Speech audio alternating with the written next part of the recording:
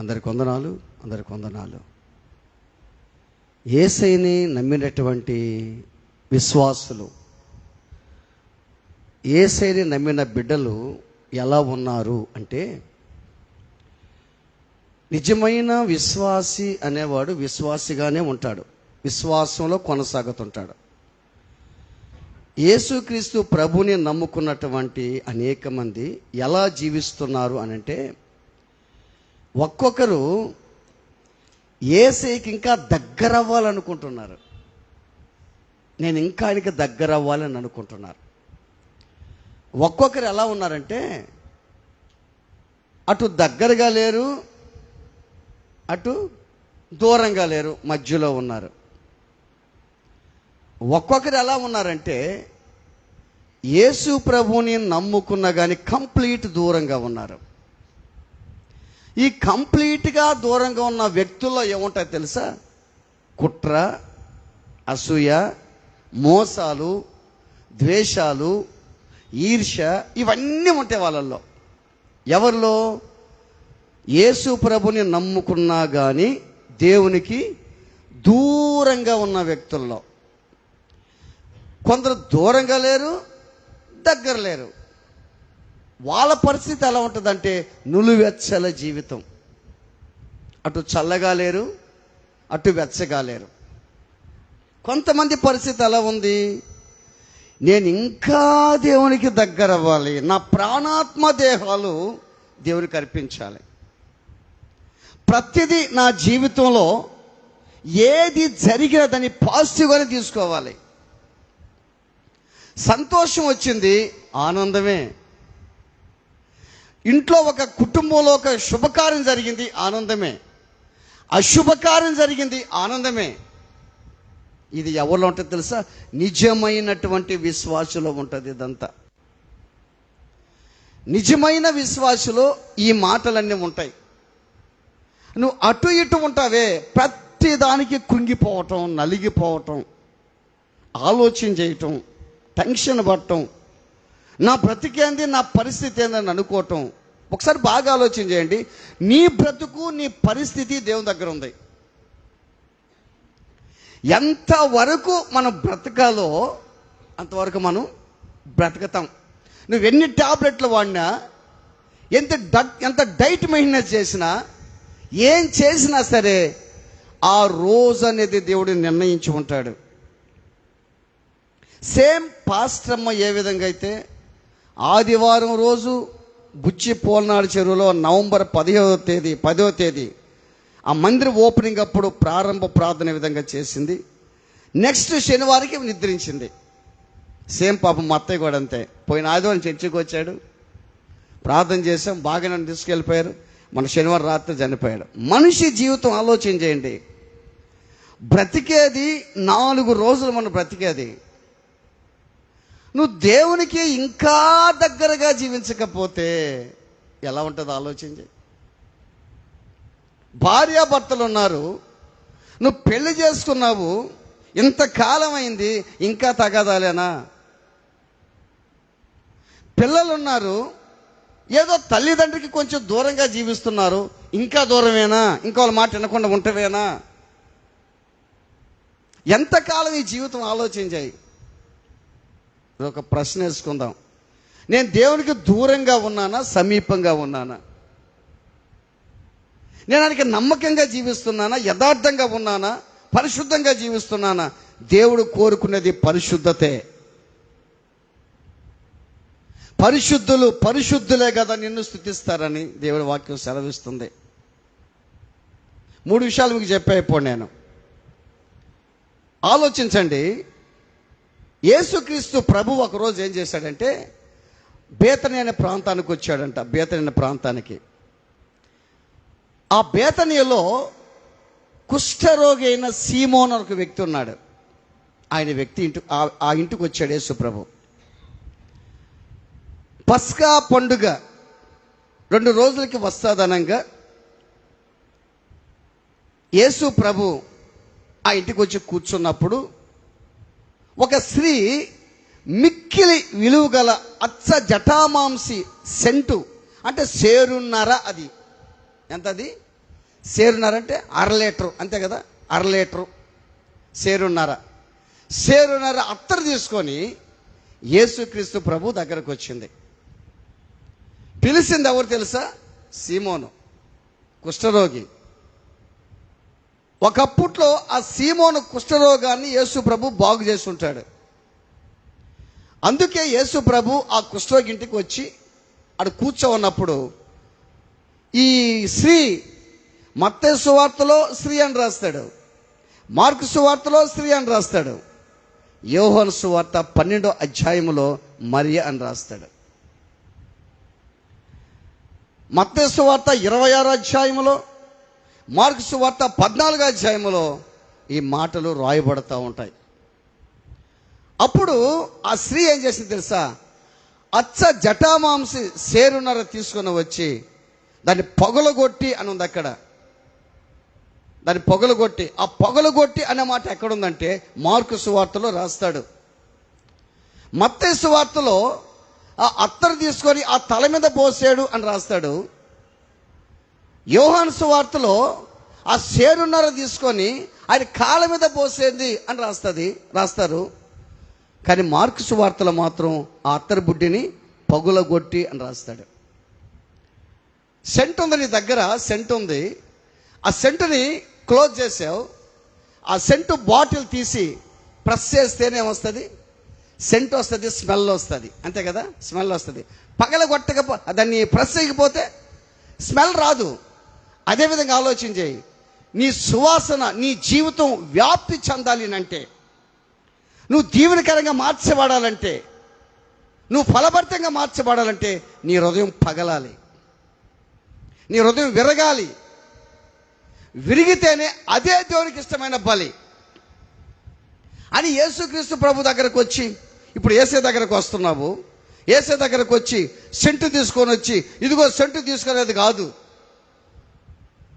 యేసు ప్రభు దగ్గరకు వచ్చేటప్పుడు నీ హృదయం ఏం చేయాలి? పగలాలి, విరగాలి. ఎప్పుడైతే హృదయం పగులుతుందో నీ సువాసన అందరు చూస్తారు, అందరికి వస్తుంది. పలాని వ్యక్తి చాలా ఫలభరితంగా ఉందయ్యా, ఆమె దగ్గర మంచి సువాసన వస్తుందయ్యా, ఆత్మీయమైన సువాసన వస్తుందయ్యా అని అనేక మంది చెప్పుకుంటారు. నీ జీవితంలో ఆలోచన చేయి. మిక్కిలి విలువ గల అచ్చ జటామాంసి, బాగా ఆలోచన చేయండి.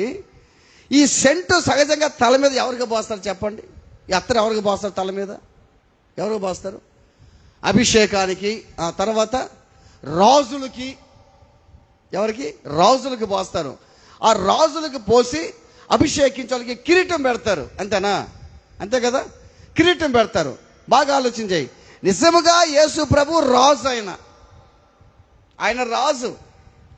ఆ రాజుకి, ఆ రాజు ఏం చేశాడంటే ఈ మరియ ఆయన్ని అభిషేకించి ఆ సెంటు తల మీద పోస్తే మనకి కిరీటాలు ఇచ్చేదానికి ఆయన ముళ్ళ కిరీటం పెట్టుకున్నాడు. అర్థమవుతుందా? దేవుడు మనల్ని ఆశీర్వదించేదానికి, బలపరిచేదానికి, ఒక ఉన్నతమైన స్థానాన్ని తీసుకుపోయేదానికి యేసు ప్రభు ముళ్ళ కిరీటాన్ని ధరించాడు.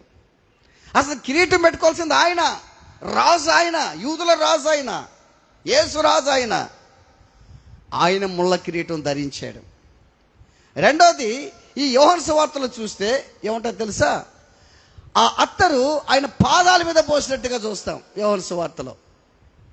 అంటే పాదాలన్నీ కడిగిందంట, కడిగి తన వెంట్రుకలు తుడిచినట్టుగా చూస్తాం. అంటే వెంట్రుకలతో తుడటం అర్థం ఏంటంటే నేను చేసిన పాపాలు నా వెంట్రుకల కంటే విస్తారంగా ఉన్నాయి అని అర్థం. అత్తరు ఆ పాదాల మీద పోసి, ఆ సుందరమైన పాదాలు, అమూల్యమైన పాదాలు, విలువైనటువంటి పాదాలు, ఆ పాదాల మీద ఆ అత్తరు పోస్తే అనేక మంది అక్కడ కూర్చొని, చాలా మంది ఉన్నారు అక్కడ. ఆ కుష్ఠరోగి ఇంటికాడ శిష్యులు ఉన్నారు. ఆ శిష్యులు, ఆ కుష్ఠరోగి అందరూ చూస్తూ ఉన్నారు. వాళ్ళు ఏమన్నారు తెలుసా? ఈ అత్తరు ఎందుకు? వాళ్ళు ఎవరన్నారు తెలుసా? ముందు చూద్దాం. మనం ఏమనుకుంటాం? ఇది అసలు మెయిన్ కారకుడు ఎవరు దీనికి? చెప్పండి, ఎవరు మెయిన్ కారకుడు? ఇస్కరీత్, యూదా అని మనం అనుకుంటాం. నిజమే, కానీ మత్తయి సువార్తలో చూస్తే, మత్తయి కానీ మార్కు కానీ 26వ అధ్యాయంలో చూస్తే 9వ వచనం 8వ వచనం, మత్తయి సువార్త 26:8వ వచనం. శిష్యులు చూచి కోపపడి, ఈ నష్టం ఎందుకు, దీనిని గొప్ప వెలకు అమ్మి బేదలకి వచ్చిన అనిరి.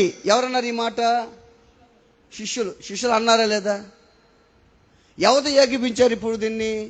అదే యోహాను సువార్తకు వస్తే చూడండి, యోహాను సువార్త చూడండి 12:2 చూడండి, యోహాను సువార్త 12:2 చూడండి. మాతో ఉపచారం చేశాను ఒకడు, మరియా జటామాంసి సేరున్నర పూసి తుడిచెను, నిండెను. ఒకడు అనగా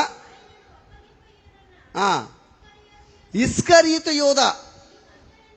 చాలమ్మా, ఈ అత్తరెందుకు, ఈ నష్టం ఎందుకు అమ్మి పేదలకి ఇవ్వచ్చు కదన్న. అంటే మెయిన్ కారకుడు ఎవరు? యూదా. శిష్యులు కూడా కారకులే. అంటే అర్థమైందంటే ఎవరో ఒకరు చర్చిలో ఏదన్నా సమస్య పెడుతున్నారనుకో, వాడితో ఏకిపించాలి కూడా మన వాళ్ళు విశ్వాసులే. ఒకరు పుల్లలు పెట్టేవాళ్ళు ఉంటారనుకో, ఆ పుల్లలు పెట్టేవాళ్ళకి 4 పుల్లలు పెట్టేవాళ్ళు కూడా మన విశ్వాసులే.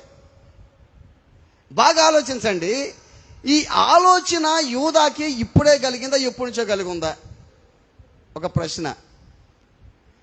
అంటే యేసు ప్రభుని అమ్మేయాలి, యేసు ప్రభుని లేకుండా చేయాలి అనే ఆలోచన యూదాకి ఇప్పుడు ప్రజెంట్, ఎప్పుడైతే మరియా ఆయన పాదాల మీద తల మీద అత్తర పోసి ఆయన అభిషేకించినట్టుగా మనం చూస్తాం, అప్పుడే కలిగిందా, ఇప్పుడు ముందు నుంచి కలిగి ఉందా? ముందు నుంచే కలిగి ఉంది. బాగా ఆలోచించండి. ఒక్క విశ్వాసికి ఒక పగ ద్వేషం రావాలంటే అప్పుడప్పుడే కాదు, మొదటి నుంచే కలిగి ఉంటుంది. ఎవరికైనా ఒక విశ్వాసికి ఒక పగ ద్వేషం రావాలంటే, సేవకుని మీదో పక్కన వాళ్ళ మీదో అసూయ ద్వేషం పుట్టాలంటే ఎప్పటి నుంచో కలిగి తగిన సమయం కోసం ఎదురు చూస్తూ ఉంటారు వాళ్ళు. తగిన సమయం కోసం. బాగా ఆలోచించండి. ఈ అత్తర కాస్ట్ ఎంత తెలుసా? 300 దేనారాలంట. ఎంత? 300. ఒక దేనారం అంటే ఎంత? ₹1 అంటే ఒక సంవత్సరం కూలంతా ఈ మరియా యేసయ్యకి ఇచ్చేసింది. ప్రైజ్ ది లార్డ్, హల్లెలూయా. అంటే యేసయ్య దాన్ని స్వీకరించాడు, అంతేనా? బాగా ఆలోచించండి. అంటే దాని వాక్యాలు మనం చూస్తాం. ఈ శిష్యులందరూ కూడా చనుక్కుంటా గొనుక్కుంటా, ఈ నష్టం ఎందుకు, ఇది అమ్మేసి బేదలకు ఇచ్చు కదని అంటుంటే ఆయన ఏమన్నాడు ఆయన? చూడండి మత్తయి సువార్తలో చూడండి. మత్తయి సువార్తలో 10వ వచనం 26:10. యేసు సంగతి తెలుసుకొని, ఈ స్త్రీ నా విషయమై ఒక మంచి కార్యం చేశాను, ఈమెను మీరు ఎలా తొందర పెడుతున్నారు అంటే యేసయ్య దాన్ని స్వీకరించాడా లేదా? స్వీకరించాడా? యేసయ్య నీ బలి ఎప్పుడు స్వీకరిస్తాడు? ఆలోచన చేయి. నువ్వు అత్తర తేవటం కాదు, ఇంకేదో తేవటం కాదు, ఇంకా గిఫ్ట్ తేవటం కాదు. నీ యొక్క బలి, నీ అర్పణ ఎప్పుడు సంతోషంగా స్వీకరిస్తాడంటే అత్తరు పుట్టి పగిలినట్టే హృదయం పగలాలి. పగిలిన తర్వాత అప్పుడు నీళ్ళేవస్తుంది తెలుసా? ప్రేమ. ఆ ప్రేమ దేవుడు ఆహ్వానిస్తున్నాడు. యేసయ్య ప్రేమ కలిగిన వాడు, నువ్వు కూడా ఎట్టుండాలి? ప్రేమ కలిగిన దానిగా, ప్రేమ కలిగిన వాడిగా ఉండాలి. నువ్వు క్షమించేవాడుగా ఉండాలి, ఓర్చుకునేవాడుగా ఉండాలి,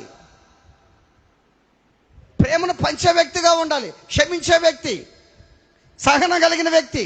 అంటే యేసు ప్రభుకున్నటువంటి లక్షణాలు, వాక్యం చదివే వ్యక్తిగా, ప్రార్థన చేసే వ్యక్తిగా, పరిశుద్ధంగా జీవించే వ్యక్తిగా, మందిరికి క్రమంగా వచ్చే వ్యక్తిగా, ఆత్మతో సత్యముతో దేవుని ఆరాధించే వ్యక్తిగా, మనసులో పాపం లేని వ్యక్తిగా, ఇవన్నీ ఉంటే అదే దేవునికి ఇష్టమైనటువంటి అర్పణ.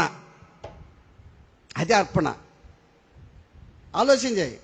నేను దేవునికి ఏదైనా తేవాలి కావాలా? ఇప్పుడు బాగా ఆలోచించే. యూదా ఇస్కరియోతు వాడు అర్పణ ఇవ్వడు, ఇచ్చేవాళ్ళని అది వాడి పని. ఎవరన్నా కానీ బాగా వచ్చింది, ఎవరన్నా సేవకుని బాగా ప్రేమిస్తుంటే వాళ్ళు ప్రేమించే వాళ్ళని ప్రేమించరు. ఎవరన్నా తోటి సహోదరులు బాగా అక్క అన్నాన్ని ప్రేమించుకుంటుంటే పక్కన వాళ్ళకి ద్వేషం.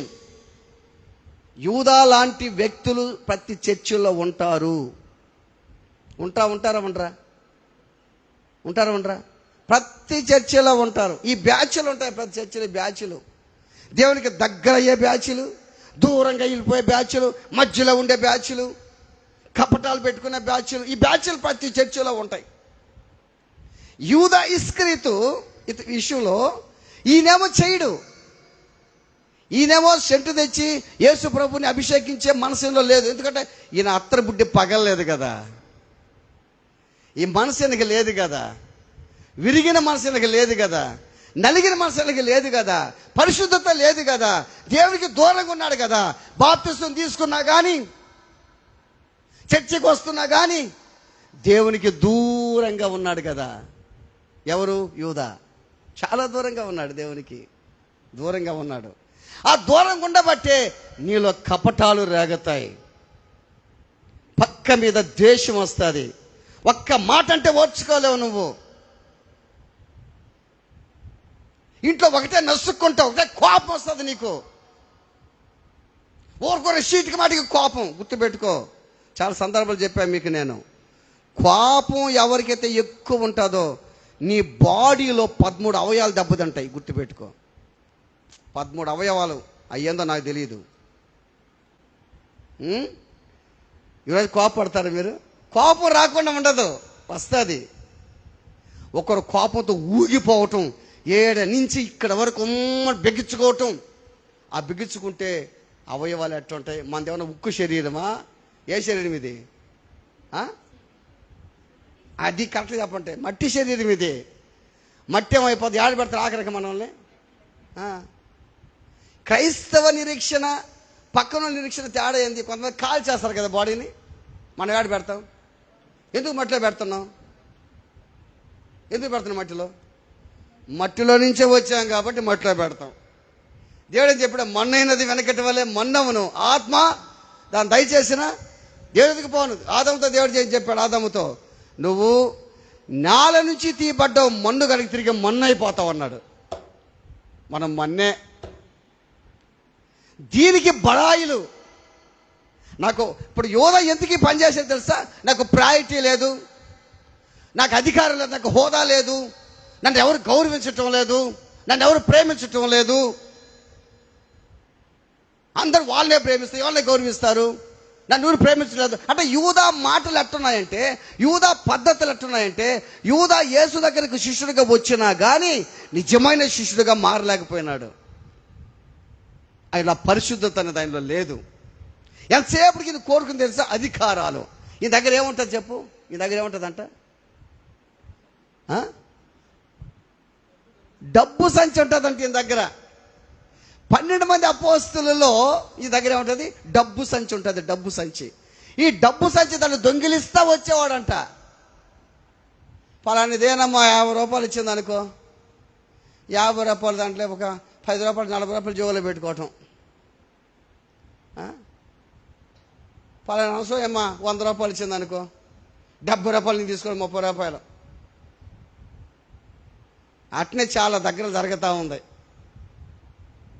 ఆ మధ్య మనం చూసాం, మందిరాలు కూడా అట్టే కట్టకుండా ఆగిపోతున్నాయి, డబ్బు తింటాం. మందిరాలు దేవుడు డబ్బులు ఇస్తున్నాడు వాళ్ళకి, మందిరం కట్టుకోండి అని. అవి కట్టుకోకుండా అట్ట ఆగిపోతున్నాయి మందిరాలు. ఆలోచన చేయండి.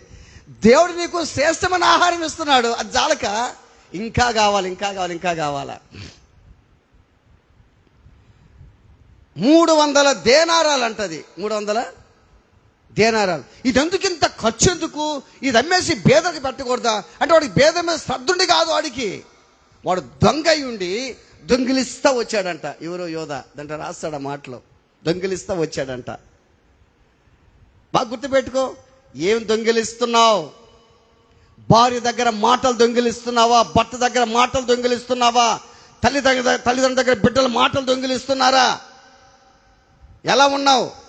ఒకటి మనసులో పెట్టుకోని తల్లికి చెప్తున్నావా? ఎవరైనా విధంగా చేస్తా? లేదు నేను ఇది చేయలేదు చెప్తున్నావు, అబద్ధం చెప్తున్నావా? దొంగిలిస్తున్నావు, నువ్వు దొంగిలిస్తున్నావు. ఎలా జీవిస్తున్న పరిస్థితి ఆలోచించాయి. మరియ చేసిన ఆ యొక్క అర్పణ, మరియ చేసినటువంటి అభిషేకాన్ని దేవుడు స్వీకరించాడా లేదా? సంతోషంగా స్వీకరించాడు ఆయన. ఈయన ఎందుకు తొందర పెడతారు? మీరు తొందర పెట్టద్దు. ఇవి నా భూస్థాపన నిమిత్తం ముందుగానే చేస్తుందని చెప్పాడు. ఆలోచించండి. పాదాలకి అత్తరు పూసింది, ఆ పాదాలంతా రక్తమయం అయిపోయినాయి. తలకి అభిషేకం చేస్తే ఆ తలకేం చేశాడు యేసయ్య? ముళ్ళ కిరీటాన్ని ధరించుకున్నాడు. అభిషేకం చేయబడిన వ్యక్తి రాజ కిరీటం ధరించుకొని సింహాసనం మీద కూర్చోవాలి. ఆ సింహాసనమే సిలువ అయిపోయింది ఆయనకి. యేసు ప్రభు సింహాసనం కూర్చున్న యేసు ప్రభు ఆయన ఆడుండాడు, ఆయన సిలువ మీద ఉన్నాడు. నీకు సింహాసనం ఇచ్చాడు దేవుడు. నేను జయించిన ప్రకారము, నా తండ్రి సింహాసనం కూర్చున్న ప్రకారము జయించువాడెవడో వాడు నాతో కూడా నా ప్రక్కన నా సింహాసనం కూర్చోబెడతానన్నాడు దేవుడు. నువ్వు జయించాలి ఈ లోకంలో. నువ్వు ప్రతిదీ నెగిటివ్ కూడా పాజిటివ్గా తీసుకో. ప్రతిదీ దేవుని అర్థం చేసుకో బాగా. నేను ఇంకా ఇంకా ఇంకా దగ్గర వాళ్ళని చూస్తున్నా. నేను 2006లో ఒక పాట రాశాను నేను. ఈ శోధన ద్వారా నీకు దగ్గరైతినే. అప్పుడెప్పుడు రాసిన పాట. ఇంకా దగ్గర అవ్వాలి. బాగా గుర్తుపెట్టుకో. నీకు శోధన వస్తుంది, కుటుంబంలో కష్టం వస్తుంది, కుటుంబంలో బాధ వస్తుందంటే మందిరానికి దూరంగా ఉండేది, మందిరానికి దగ్గర రావాలి. అదే పాజిటివ్ అంటే. నీ ఇంటిలో కష్టం ఉంది, ఇంటిలో శోధన ఉంది, దాని కూర్చొని కుమిలిపోయేది కాదు, అది తీరే మార్గాన్ని దేవుని వైపు చూడాలి. నువ్వు బాధలు లేకుండా ఉండవు. ఎవరికైనా బాధలు వస్తాయి, ఎవరికైనా కష్టాలు వస్తాయి, ఎవరికైనా శోధనలు వస్తాయి. వీటి నుంచి నీకొచ్చే బాధలు, శోధనలు, కష్టాలన్నీ కూడా దేవుని దగ్గరికి నడిపించాలే కానీ దేవునికి దూరంగా మాత్రం చూడకూడదు నీ జీవితంలో. ఆలోచించే. యూదా అమ్మిందంతా యేసయ్యకి. యూదా ఇప్పుడు ప్రధాన యాజకులు అడగల యేసయ్యని అమ్మమని. ఇది ఎట్టుంటుంది తెలుసా? ఇది ఎట్టుందంటే, యూదా పోయి యేసుక్రీస్తు ప్రభువు తెలియని వ్యక్తుల దగ్గర, అంటే తెలుసు ఆయన మంచోడని తెలుసు, అద్భుతాలు చేస్తాడని తెలుసు, కానీ వాళ్ళందరికీ కుట్ర వచ్చేసింది. ఎవరి మీద? ఎవరికి? ప్రధాన యాజకులు కుట్ర వచ్చేసింది. ఎవరైతే కుట్రున్నాడో ఆ కుట్రోడు దగ్గరికి పడి ఈ కుట్రోడు. అర్థమవుతుందా? ఇప్పుడు కొంతమంది మన విశ్వాసాలు ఏం చేస్తే తెలుసా? ఎవరు కుట్రకుని ఆ కుట్రోళ్ళ దగ్గరికి పోతారు. ఏం సంగతులా? ఎట్టుందా మందిరం? ఎట్టుందా? మందిరం బాగానే ఉంది, ఇంకా రంగులు వేయాలా, ఇంకా రంగులు, ఇంకా ఇంకా మంచి మంచి రంగులు వేయాలా, ఇంకా బాగుంది. వస్తుండ్రు చర్చకి, రావట్లే. అది లాభంలా, ఇంకా రావట్లే, లాభంలే. నువ్వే ఆ మాట అంటుంటే నిన్ను చూసి పక్కనోడు ఇంకెంతమంది మాట అంటుంటారు. ఆలోచించి. శిష్యుల్లో కలిగిందా? ఇందాక చెప్పాను మీకు, శిష్యుల్లో కలిగింది కదా. శిష్యులు కూడా సామాన్యులు కాదు. ఎప్పుడు? పరిశుద్ధాత్మ లేనప్పుడు సంగతి చెప్తున్నాను. ఆఫ్టర్ రెజరక్షన్ వాళ్ళు పరిశుద్ధాత్మతో నింపబడిన తరువాత సాక్షులుగా మారిపోయినారు వాళ్ళు. నీవు నిజంగా పరిశుద్ధాత్మతో నింపబడితేనే ఇది నాది, మనది అని అంటావు నువ్వు.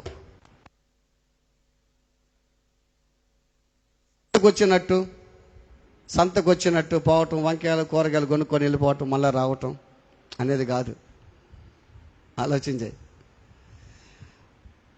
యేసుక్రీస్తు ప్రభుని అమ్మేదానికి యూదాకి ఎప్పటి నుంచో ప్లాన్ ఉంది. ఇది ఎప్పటి నుంచో ప్లాన్ ఉంది.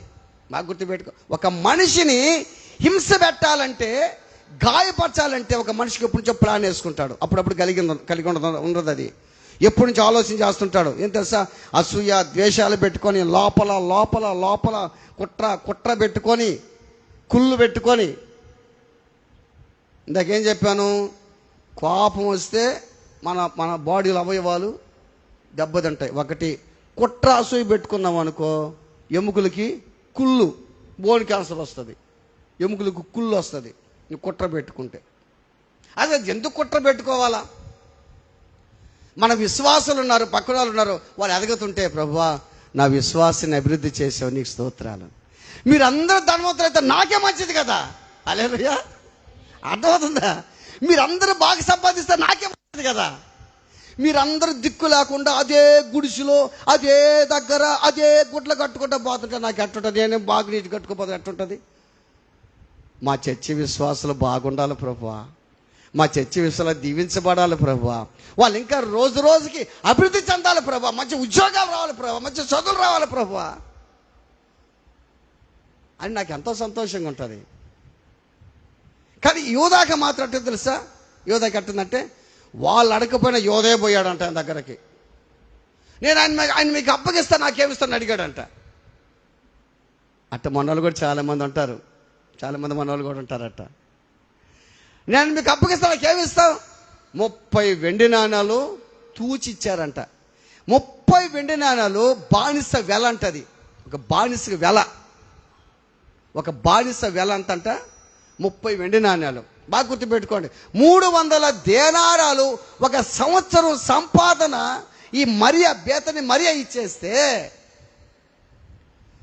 39 వెండి నాణ్యాల కాస్ట్ ఎంత తెలుసా? 120 రోజులు కూలి అంటది. ఎంత అంటే అప్పుడు ఎంత చూడండి, 120 ప్లస్ 120 ఎంత? 240 ప్లస్ 120 ఎంత? 360. అంటే సంవత్సరం సంపాదన 3వ భాగం ఇది. సంవత్సరం సంపాదన మరియ ఇచ్చేస్తే 120 రోజులకు వచ్చే సంపాదనకి అమ్మేశాడు. ఎవరు? యూదా. యేసేను అమ్మేశాడు. ఈరోజు అమ్ముకుంటున్నా. దేనికి అమ్ముకుంటున్నాం? చాలామంది త్రాగుడికి అమ్మేస్తున్నా దేవుణ్ణి, స్మోక్ అమ్మేస్తున్నా దేవుణ్ణి, చెడుకి అమ్మేస్తున్నా దేవుణ్ణి, చెడు కార్యాలకి, చెడు బుద్ధులకి, చెడు పద్ధతులకి దేవుని అమ్మేస్తున్నారు. అనేక మంది అమ్మేస్తున్నారు. ఆలోచించే, యూదాలాగా అమ్మేస్తున్నావా, మరియలాగా కొనుక్కుంటున్నావా, ఇంకా మరియలాగా దేవునికి దగ్గర అవుతున్నావా? ఆలోచించాయి. మీరేలా తొందర పెడుతున్నారు ఆమెని? గుర్తుపెట్టుకోండి. అంటే అర్థం ఏంటంటే, నువ్వు దేవునికి ఎంత దగ్గర అయితే, ఆయనకి సమీపంగా పోతే నిన్ను ఎవరు విమర్శించినా దేవుడు అంటాడు, అరే ఎందుకు రావంత తొందర పెడతాను అంటాడు దేవుడు. అంటాడా లేదా?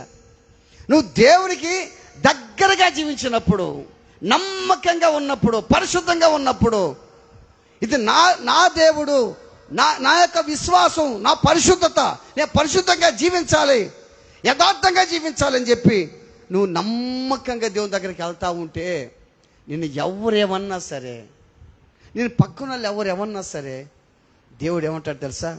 ఎందుకు నా బిడ్డను తొందర పెడుతున్నావు అంటాడు. నా బిడ్డ నమ్మకంగా ఉన్నాడయ్యా, వాడు పరిశుద్ధంగా ఉన్నాడయ్యా, వాడుకున్న వేదన మర్చిపోయినాడయ్యా, ఆమెకున్న వేదన మర్చిపోయిందయ్యా, ఆమెకున్న బాధను మర్చిపోయిందయ్యా, నాకు దగ్గరగా వస్తే ఆవునెందుకురా నువ్వు తొందర పెడతావు అంటాడు దేవుడు. Praise the Lord. హల్లెలూయా. ఆలోచించండి. ఈ రోజున ఎవరి వల్ల నీ జీవిస్తున్నావు? యేసుని నమ్ముకున్నటువంటి నీవు ఇంకా సమీపంగా పోయేదానికి ఆలోచన చేస్తున్నావా, లేదా అటు ఇటు ఉన్నావా, లేదా దూరంగా ఉన్నావా? నువ్వు దూరంగా ఉంటే నీలో సాతాను ఉన్నట్టే లెక్క. నువ్వు దూరంగా జీవిస్తే నీళ్ళు సాతాను ఉన్నట్టే లెక్క, అంతే. ఇప్పుడు కుటుంబం ఉంది, భార్య బిడ్డలు ఉన్నారు. మాకు గుర్తుపెట్టుకో, భార్య బిడ్డలు ఉన్నారు. ఈరోజు ఆదివారం ఇంట్లో హ్యాపీగా ఉండవు, సంతోషంగా జీవిస్తున్నావు. సోమవారం గణపల్ల, మంగళవారం గణపడ, బుధవారం వెళ్ళిపోయావు, ఏడపోయినా తెలియదు. ఫోన్లు చేస్తూ ఉంది, వస్తుందని చెప్పి బేస్తారం కనిపించావు.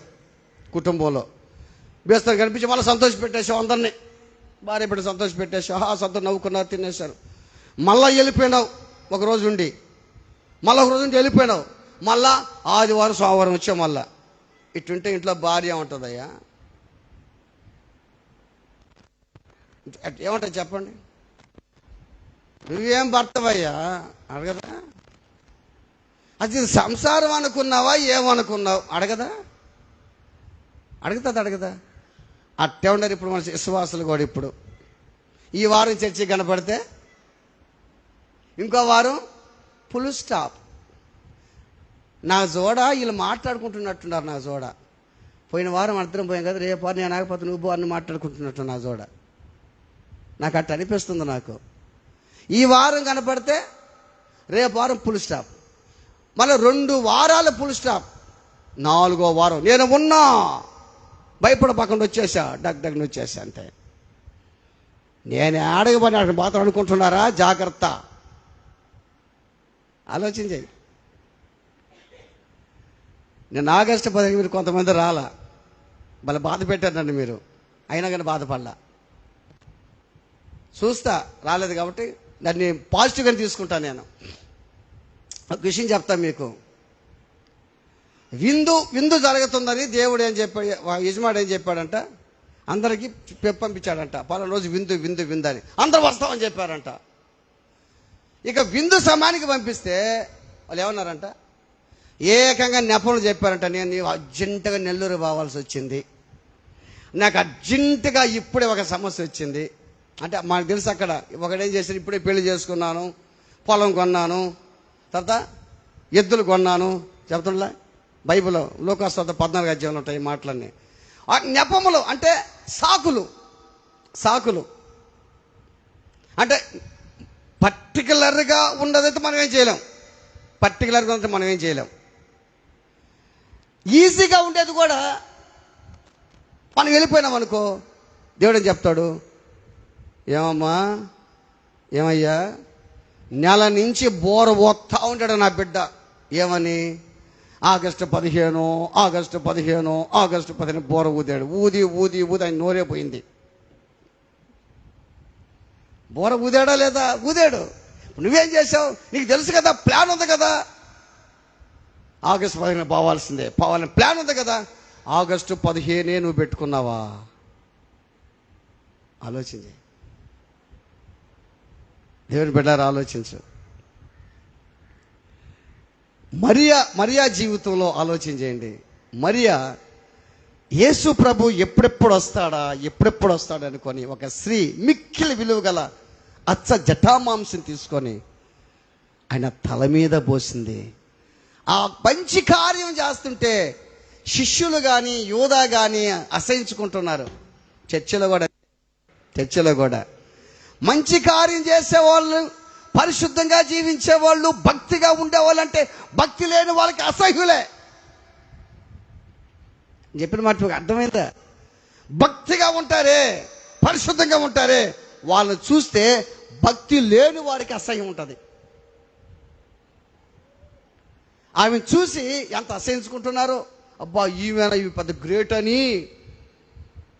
సంవత్సరం సంపాదన ఉన్నటువంటి సంపాదన అంతా దాచిపెట్టుకుని అత్తరంతా షేరున్నారు, అత్తరంతా చేసే పాదాల దగ్గర పెడితే నువ్వు పెట్టలేవు.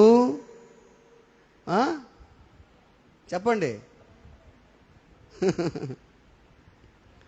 నువ్వు పెట్టవు, పెట్టేవాళ్ళని పెట్టనీవు, నువ్వు చేయవు, చేసేవాళ్ళని చేయనీవు, నువ్వు రావు, వచ్చేవాళ్ళు రానివ్వు. ఆలోచించండి. ఈ రోజున ఒక ప్రశ్న వేసుకోవాలి, నేను దేవునికి దగ్గరగా జీవిస్తున్నానా, లేదా మధ్యలో ఉన్నానా, లేదా దూరంగా వెళ్ళిపోయినానా? దూరంగా ఉన్నాడు కూడా మందిరికి రాలేడు, అది వేరే విషయం. వాళ్ళు అన్నీ జరిపి ఉంటాయి. సాతానుడు వస్తుంది, ఏమంటుంది తెలుసా, లోకంలో ఉన్న అలవాట్లు మొత్తం తెచ్చిపెట్టేసి ఉంటుంది. ఎక్కడ? ఏడా? హృదయంలో. అది పగల సామాన్యంగా మన పగల కొడతారు వాళ్ళు. అది ఆ హృదయం సామాన్యంగా పగలదు. అది పగిలే హృదయం కాదు. అది హృదయం ఏంటంటే అట్నే ఉంటుంది ఆ హృదయం. అది పగలదు. మనం పగలాల్సిందే, రోజుకి మన దగ్గర అవ్వాల్సిందే దేవునికి. మరియా అయితే అత్తరు బుడ్డి విధంగా పగలగొట్టిందో, మన హృదయం కూడా పగలగొట్టబడాలి. పగలగొడితేనే సువాసన, లేకపోతే సువాసన రాదు. ఒట్టి బుడ్డి పట్టుకొని ఫోన్ ఉంది, కొత్త ఫోను అని పెట్టేవాడు. కొత్త ఫోన్ ఉంది చూపిస్తా, మాట్లాడితేనే కదా వాల్యూ దానికి. ఆ వాయిస్ కానీ, ఆ ఫోన్లో వాయిస్ భలే ఉందా, రింగ్ టోన్ కానీ, అంతే కదా. ఏం చేయకుండా ఫోను అంటే ఎట్టుంటుంది చెప్పండి, ఆలోచించే. అత్తరు బుడ్డి ఏం చేసింది పగలు మన కూడా అత్తరు బుడ్డి ఆ మూత ఓపెన్ చేస్తే అంటే వస్తుంది, మనకు ప్రెస్ చేస్తే స్మెల్ వస్తుంది. అదేవిధంగా నువ్వు ప్రెస్ చేస్తే నీ హృదయం పగిలితే నీ సువాసన అనేక మందికి వ్యాప్తి చెందుతుంది. నిజంగా పలానావి మంచిదయ్యా, పలానోడు మంచివాడయ్యా, పలానక్క మంచిదయ్యా అనుకుంటారు జనాలు. నీ జీవితంలో ఆలోచించి మరియా వలె యూదాకు దేవునికి దగ్గరగా జీవిస్తున్నావా, యూదా వలె దేవునికి దూరం అయిపోతున్నావా? ఆ మరియా చేసిన కార్యానికి దేవుడు యాక్సెప్ట్ చేశాడు, స్వీకరించాడు, దాన్ని అంగీకరించాడు. ఈ రోజున నువ్వు చేసే ప్రతి పని అంగీకరించాలంటే నీ హృదయం ఏం చేయాలి? పగలాలంతే. పగలంటే ఎన్ని కార్యాలు చేసినా లాభం లే.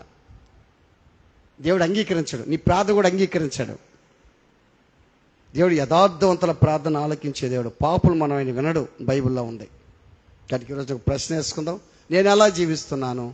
దేవునికి దూరంగా ఉన్నానా, దగ్గరగా ఉన్నానా అని ప్రశ్న వేసుకుందాం. ప్రార్థన చేసుకుందాం. తల్ల ఉంచి కళ్ళు మూసుకుందాం.